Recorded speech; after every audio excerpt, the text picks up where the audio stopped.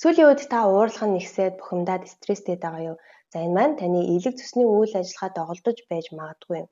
Яагаад вэ гэхээр уламж намгаа ухаанд хавар бол элэгний улирал. За элэг энэ үед хамгийн идэвхтэй ажилдаг. Гэтэл энэ үед элгэндээ маш их ачаал өгöd ах юм бол элэгний тэнцвэр алдагдаж эхэлдэг. За элэг ядарч байгааг хэрхэн мэдэх вэ гэхээр нэгдүгээр дуур бухимдал ихсэн, төвчээр багасна, хоёрдугаар нүд улааж хуурайж гаргана. Гуравдугаар хавирганы хажуу талаар чангарч өгдөх, за эсвэл баруун хавирган доогуур хатгуулж өгдөх, дөрөвдүгээр нойр муудаж шүн сэрээд ах шинжүүд илэрдэг. За элэгтэй туслах 3 энгийн зүйл бол нэгдүгээр шарсан хурсан тос ихтэй хоолой багасгах, хүйтэн ус ундаа уухгүй байх, хоёрдугаар лимонтой бүлээн усыг бол маш сайн уух хэрэгтэй. Гуравдугаар өдөрт 30 минутыг та дасгал хөдөлгөөнд зорцуулаад элэгний чи энергийнхаа урсгалыг дэмжих шаардлагатай.